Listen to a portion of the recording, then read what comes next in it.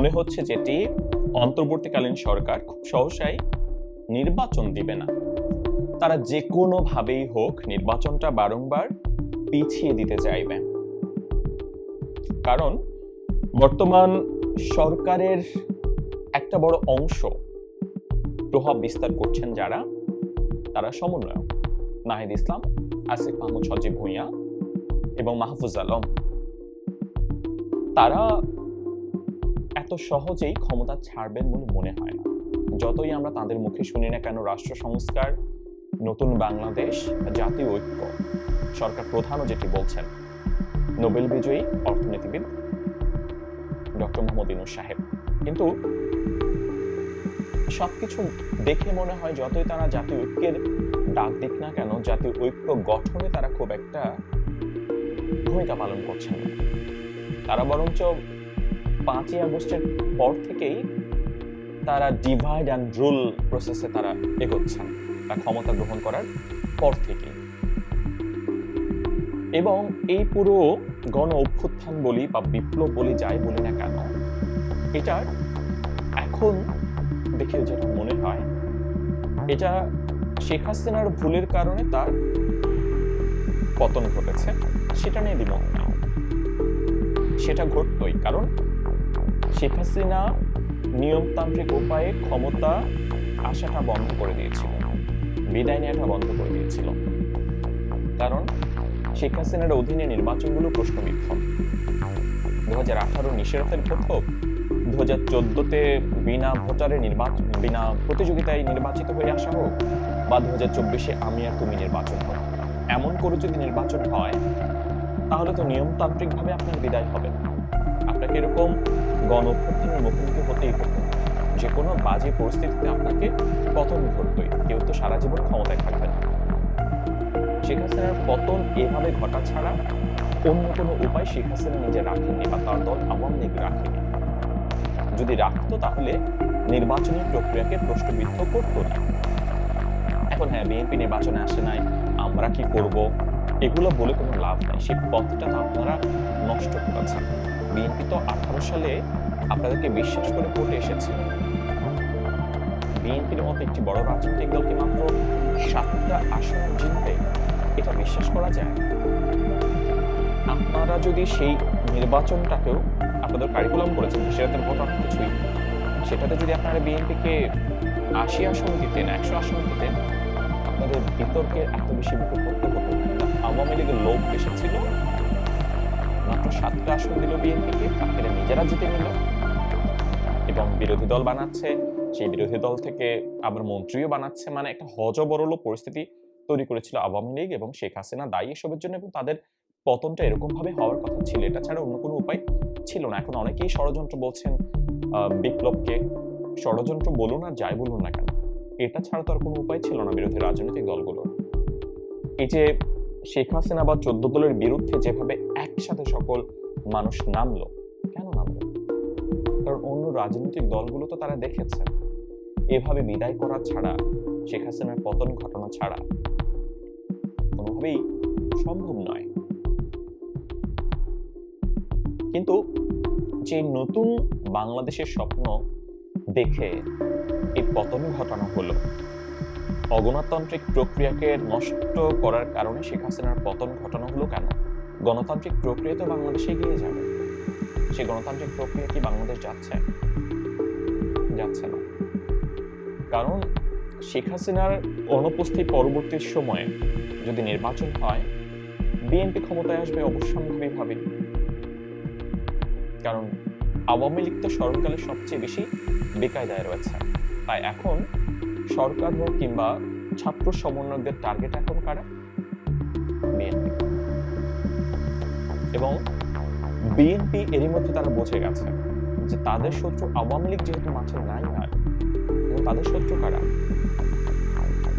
সমন্বয়কেরা, জামাতে ইসলাম, ছাত্র শিবির। তা দেখেন যে বিএনপি জামাতে ইসলাম, বিএনপি জামাত 4 দলীয় জোট, 20 দলীয় জোট, এত বছর ধরে তারা একসাথে রাজনীতি করলো। 2001 থেকে 2005 পর্যন্ত একসাথে তারা সরকার পরিচালনা করলো।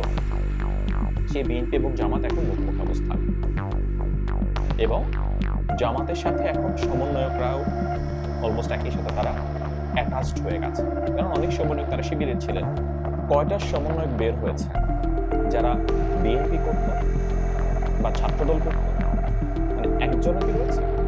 নেই। কিন্তু কয়েকজন সমন্বয়ক আমরা জানি তারা আওয়ামী লীগের রাজনীতির সঙ্গে যুক্ত ছিল, যেমন সার্জিস হাসনাত, তারা ছাত্রলীগের রাজনীতির সঙ্গে যুক্ত ছিল। অনেকেই আবার ছাত্রলীগের পদধারী নেতাও ছিল, কিন্তু তারা বলছে তারা আসলে বাধ্য হয়ে করেছিল, কারণ ফলে যেহেতু ছাত্রলীগের নিয়ন্ত্রণে, ছাত্রলীগ করা ছাড়া তাদের উপায় ছিল। অনেকেই শিবির হয়ে বের হয়েছে। একজন কি দেখাতে পারবে তারা বিএনপি বা ছাত্রদল করত? একটা সমন্বয় নাই। কিন্তু মূলত তারা বেশিরভাগই ছাত্র শিবিরের রাজনীতির সঙ্গে যুক্ত, এবং গতকালকে সার্জিস আলম তিনি নিজেও ছাত্র শিবিরের অনুষ্ঠানে নিজে উপস্থিত হলেন। তো বিএনপি এখন স্বাভাবিকভাবেই জামাত এবং শিবির বা সমন্বয়ক যারা, তাদের বিপরীত অবস্থান নেবে। এবং বিএনপি আশঙ্কা প্রকাশ করছে 2007-08 যেই মানেস্টো ফর্মুলা খুব বেশি পরিমাণে আলোচিত হয়েছিল, সে সময় আলোচিত হয়েছিল কি সেটার মানেস্টো এটার মানেস্টো আলাদা। 2007-08 যে মানেস্টো, সেখানে ছিল দুই নেত্রীকে মাইনাস করা, দুই দল থেকে, আওয়ামী লীগ থেকে হাসিনাকে বাদ দেওয়া, বিএনপি থেকে খালেদাকে বাদ দেওয়া। সে সময় সফল হয় নাই। কিন্তু এবার তারা শুধু হাসিনা খালেদাকে ম্যানেজ করবে ব্যাপারটা তা নয়। এবারে মানেস্টো ফর্মুলা হচ্ছে দুই দলকে বাদ দেওয়া, আওয়ামী লীগকে বাদ দেওয়া, বিএনপিকে বাদ দেওয়া। আওয়ামী লীগকে বাদ দেওয়ার পরিকল্পনা এর মধ্যে সফল হয়ে গেছে তারা, আর বিএনপিকে বাদ দেওয়ার পরিকল্পনা এখন জোরে সোরে চলছে। তাই বিএনপির চাওয়ার সঙ্গে কোনোভাবেই এখন আর সমন্বয়কদের চাওয়া মিলবে না। কোনো বড় কোনো দাবি দাওয়া যখন সমন্বয়করা তুলবে, বিএনপি তখন খুব স্বাভাবিকভাবে সেটা বিপরীত অবস্থান নেবে। বিএনপি সেটা অনেক আগেই বুঝে গেছে। যেটা রাষ্ট্রপতি অপসারণ ইস্যুটাও আপনারা যদি খেয়াল করেন, প্রায় সবাই চেয়েছিল রাষ্ট্রপতির অপসারণ, সরকার চেয়েছিল। আসিফ নজরুল সাহেব তিনিও বলেছেন, বা সমন্বয়করা তো বলেছেন, তারা এখনো বলছেন অপসারণ ইস্যুতে তারা আলটিমেটাম দিয়েছিল, কিন্তু বিএনপি সরাসরি বিরোধিতা করেছিল। তারা ওই মুহূর্তে সাংবিধানিক সংকট চায় না এই অজুহাত দেখিয়ে রাষ্ট্রপতি অপসারণ ইস্যুটাকে তারা থামিয়ে দিয়েছিল। এবং সবশেষ জুলাই প্রক্লেমেশন, যে বিপ্লবের ঘোষণাপত্র শহীদ মিনারে ছাত্ররা ঘোষণা করতে চেয়েছিল, সেটাও বিএনপির কারণে হয়ে গেছে, কারণ বিএনপি সরাসরি বিরুদ্ধ অবস্থান নিয়েছে। আসনাদ আব্দুল্লাহ বলেছিলেন যে আওয়ামী লীগকে অপ্রাসঙ্গিক করবেন বা মুজিববাদী সংবিধানের কবর রচনা করবেন, সেই ৭২-এর সংবিধান কবর দিয়ে দিবেন। বিএনপি এসব দাবি সরাসরি বিরোধিতা করেছে, এবং সে দাবিতে বলা যায় অন্তর্বর্তীকালীন সরকার তারা বাধ্য হয়েছে অনেকটা। কারণ যেই সরকার 2 দিন আগে বলেছিল এটি একটি ব্যক্তিগত ইনিশিয়েটিভ, সেই সরকার কি করে 2 দিন পরে সেই ব্যক্তিগত ইনিশিয়েটিভটাকে নিজের বলে তারা, নিজের দায়িত্ব তারা কাঁধে নিয়ে নিয়েছে কোনো কারণ ছাড়াই। আবার সমন্বয়ক আব্দুল হান্নান মাসুদ তিনি বলেছেন যে দেশি বিদেশি চক্রান্ত চলছে। কিসের চক্রান্ত? এবং শহীদ মিনারে কি ঢাকা শহরের মানুষ বের হচ্ছে, গিয়েছে? কজন গিয়েছে? ছাত্ররা ছাড়া, বা দেশের বিভিন্ন জায়গা থেকে গাড়ি ভাড়া করে লোক নিয়ে আসা ছাড়া, বা শিবিরের কর্মী সম্মেলন থেকে শিবিরের লোকজনের সেখানে উপস্থিত হওয়া ছাড়া কত লাখ মানুষ হয়েছে? শেখ হাসিনার বিরুদ্ধে আন্দোলনের সময় গাড়ি ভাড়া করে কি দোকান হয়েছে ছাত্র সমন্বয়? এখন এগুলো বলে জাতিকে আরো বিভক্ত করা হচ্ছে, নানান ইস্যু তৈরি করা হচ্ছে। মুজিববাদী সংবিধান বাতিল করা হবে, একটা নতুন সংবিধান প্রণয়ন করা, গ্রহণ করা একটা দীর্ঘসূত্রিতার বিষয় রয়েছে। এসব করে করে আরো সময় ক্ষেপণ করা হবে। কেন?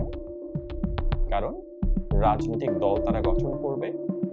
সেই রাজনৈতিক দল গঠন তো শুধু নয়, দেশের বিভিন্ন জায়গায় গিয়ে, আনাচে কানাচে গিয়ে তাদের পক্ষে সমর্থন আদায় করার চেষ্টা করবে। এবং সমন্বয়ক এবং উপদেষ্টা আসিফ মাহমুদ সজীব ভুঁইয়া তিনি হেলিকপ্টারে করে করে তিনি যাচ্ছেন বিভিন্ন জায়গায় শীত বস্ত্র বিতরণ করার জন্য।